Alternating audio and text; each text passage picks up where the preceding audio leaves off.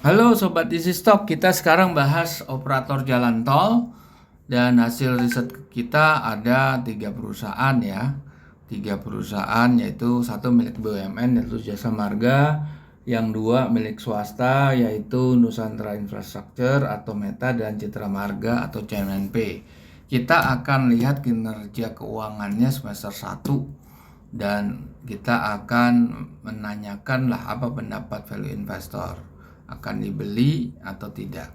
Kita akan menggunakan rumusnya Benjamin Graham dari buku Security Analysis dan Intelligent Investor, 2 buku wajib pegangannya Warren Buffett untuk menghitung nilai wajar saham yang ada di Bursa Efek, dan aplikasinya sudah bisa sobat download di Google Play Store, aplikasi Easy Stock yang akan membandingkan harga pasar dan nilai wajar saham-saham operator tol. Oke, kalau Anda klik ini akan seperti ini. Anda akan buka lebih lanjut, tapi sebelumnya kita akan melihat siapa aja sih perusahaan swasta itu. Meta, Nusantara Infrastructure. Meta, manajemennya siapa? Nah, kalau kita lihat di manajemennya itu ada namanya Manuel Pangilingan, yaitu CEO-nya Salim Group yang berhead office di Manila, Filipina ya. Dan salah satu orangnya Anthony Salim adalah Benny Santoso. Jadi memang ini betul-betul miliknya Salim Group. Ini miliknya Salim Group, kita bisa ya lihat di sini miliknya Salim Group. Dan berikutnya adalah CMNP Citra Marga miliknya Yusuf Hamka, yang sebelumnya dia ada pemilik minoritas dari perusahaannya Siti Hadiati Rukmana atau Mbak Tutut, anaknya Presiden Soeharto, tapi sudah diambil penuh oleh Yusuf Hamka. Kita bisa lihat di sini CMNP ya. Kalau kita lihat CMNP, bisa kita lihat CMNP. Oke, CMNP, kita lihat manajemennya. Nah, di situ ada Faisal Hamka dan Fitra Yusuf, 2 anaknya Yusuf Hamka. Oke, kita sekarang ingin melihat dari Easy Stock seperti apa. Oke, kita akan masuk ke fasilitas premium member best selection. Kita akan, nah ini ada sort by apa ya, over value, under value, directionnya ada highest ke lowest, dan industrinya kita pilih industri infrastructure. Oke, sektornya adalah sektornya bentar. Oh, ini clear dulu nih. Oke, best selection. Sorry, ini kita ini dulu ya. Ulang lagi, oke. Best selection, infrastructure. Nah, ini highway rail track, oke. Toll operator, apply filter. Ada 3, oke. Kalau lihat di sini, Meta dulu ya, Meta. Ini closing price-nya 176, kita lihat dulu di sini. Meta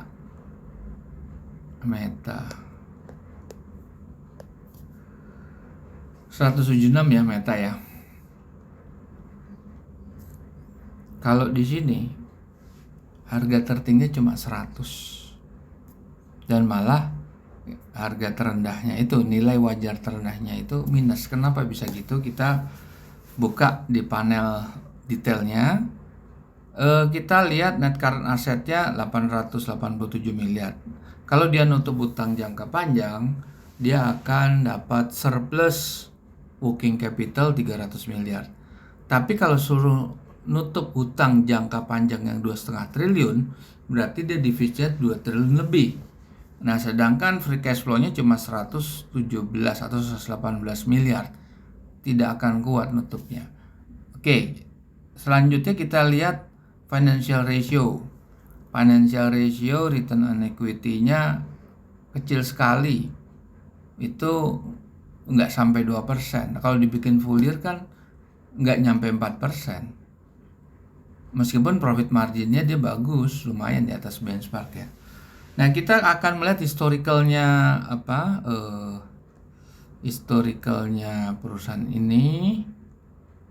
Oke, Meta Q4 2021 ya, kita lihat ya. Kalau kita lihat Q4 itu nilai wajar tertingginya juga di bawah 100 malahan. Q4 ya 2021. Ya kita pasang growth-nya 2,5% wajar lah. Return on equity-nya kecil sekali tetap. Profit margin lebih parah lagi 3%. Sekarang kita lihat Q4-nya.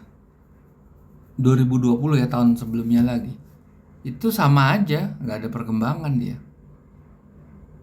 Profit marginnya di bawah 10, return on equity-nya nggak sampai 4%. Ya artinya ini kinerja ini nggak pernah ada improvement nih Nusantara Infrastructure. Oke, kita lihat kemudian kinerja yang lainnya yaitu CMNP. Oke, kita lihat di sini. Q2 kita pakai growth 5,1%. Kenapa? Karena ini tolnya dalam kotak yang selalu rame gitu ya. Tetapi di sini kita lihat nilai wajar tertingginya 1.500. Tapi closing price-nya udah 1.900, artinya harganya ketinggian ini. Nah, kita lihat coba ya CMNP di sini.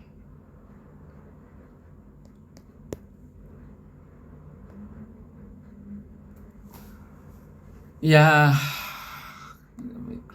kita harusnya masuknya di level ini nih, di 875, yaitu di tahun-tahun 2010 akhir baru, karena di sini nilai wajar terendahnya itu 915. Ini udah terlalu tinggi sebetulnya nih. Kita lihat return on equity-nya dengan semester 1 4,2, 4/4. Kalau di setahun kan nggak sampai 10. Profit margin ini lebih bagus kan, 27% daripada Nusantara tadi. Nah, working capital di bawah 1, ini kelemahan. Sekarang kita lihat performance ininya ya, performance historisnya. Q4 juga nilai wajarnya harga udah terlalu tinggi juga di harga laporan keuangan Q4 lah, artinya tuh di awal-awal 2022 ya, karena keluarnya isun daripada rilis daripada report Q4 itu biasanya di awal tahun lah, sekitar Februari sampai Maret gitu ya. Nah, kita lihat return on equity jelek, profit margin bagus, working capital di bawah 1. Kita lihat lagi TNNP, ini lebih parah lagi nih, 2004 nih. 2004 parah dia nih. TNNP itu yang 2020. Salah ini. 2020 lebih bagus dia. Kenapa 2020 lebih bagus? Karena dia baru mulai ya, saya nggak tahu ini jelas. Kalau lihat di sini ini lebih bagus ya, karena nilai wajarnya bisa mencapai 2.700-an. Sedangkan harganya masih 1.500. Nah, itu kalau kita lihat return on equity tetap rendah. Debt equity-nya bagus, profit margin-nya masih bisa bertahan sekitar 14-15, working capital-nya juga bagus. Jadi sebetulnya ada penurunan ini. Kinerjanya CNNP itu bukan membaik tapi menurun dari 2020, 2021, 2022 itu sebetulnya menurun dia. Nah, ini kan dari sini menurun dia. Oke. Kita melihat sekarang Jasa Marga yang terakhir ya. Jasa Marga.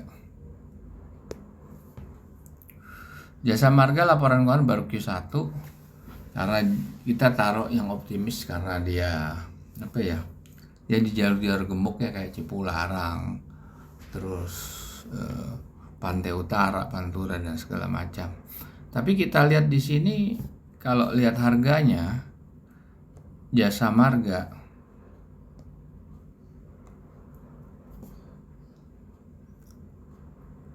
$3.500, dia pernah mencapai di 2000 atau di 1750 itu tapi tahun berapa itu? Kalau 2020 sekitar bulan 6 itu 2230. Ini cuma 1000. Jadi Jasa Marga tuh terlalu mahal. Coba kita lihat return on equity-nya juga Q1 3 bulan ya, di setahun kan cuma nggak nyampe 4% lebih lah, 5% lah katakan, 6%. Ya dia 2 kali 4, di bawah 8 lah dia pasti ya, nggak nyampe lah, di bawah 7 lah dia tuh. Debt equity-nya terlalu tinggi, hampir menyentuh nilai 3. Dia punya profit margin lebih bagus, paling bagus ini 49%. Salah. Profit marginnya justru lebih kecil di sini.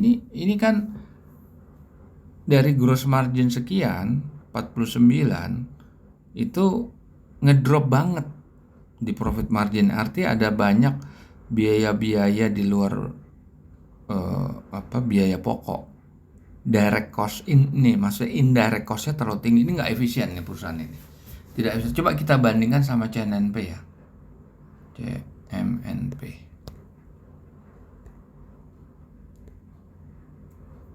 Ini jauh lebih bagus, lihat. Dia punya gross marginnya 37, tapi profit marginnya cuma selisih 10%. Jadi dia cuma menggunakan 10% untuk biaya-biaya indirectnya.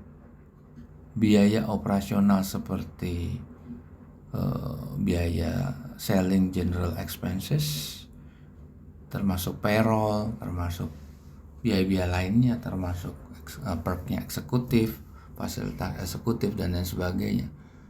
Ya jelas di sini kelihatan meskipun Jasa Marga memegang tol-tol gembok, tapi dia sangat tidak efisien. Terlalu banyak inefisiensi. Karena terlihat itu jomplang. Ini kan gross margin 37 ya. Jasa Marga kan 49 tadi. Coba kita lihat Jasa Marga. 49 kan SMR.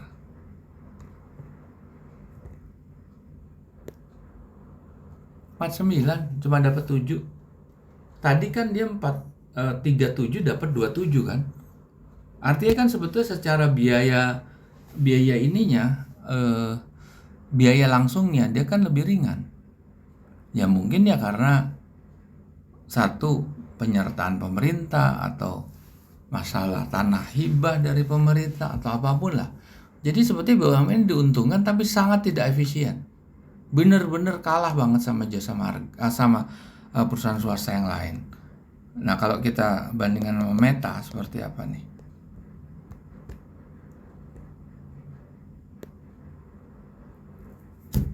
Meta masih agak mendingan, tapi Meta juga ada tidak efisien.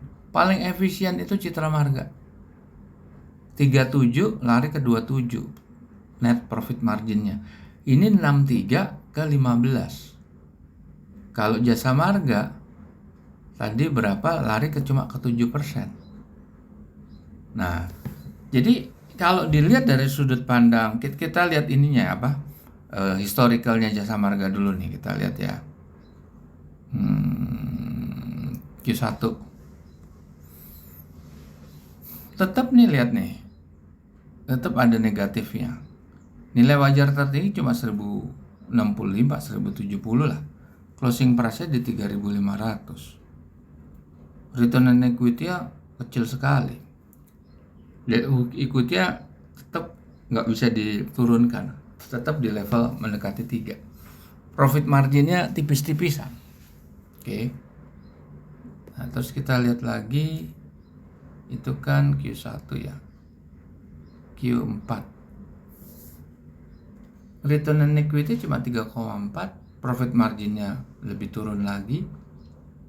Working capital nggak sampai 1, debt equity mendekati 3. Intrinsic value-nya cuma 3.100, closing price-nya 3.800. Kita melihat lagi tahun berikutnya lagi, sebelumnya lagi tahun 2020. 2020. Malahan rugi, 2020 lebih parah tuh. Emitennya merugi. Ini lebih parah. Oke, jadi kalau dari sudut pandang value investor, nggak ada yang dipilih tour operator. Sebenarnya secara logika mereka tuh operator jalan tol, artinya dia cuma memaintain aja, dan biaya directnya kan ya sebetulnya kan karena ini sudah jadi ya, sebetulnya dia harusnya bisa memanage dengan baik. Yang terbaik cuma CNNP di sini, karena dia punya profit margin yang 37%. Salim cuma 15%, Jasa Marga cuma 67%. Parah sekali Jasa Marga. Oke, para Sobat Easy Stock, kita jumpa lagi di lain kesempatan.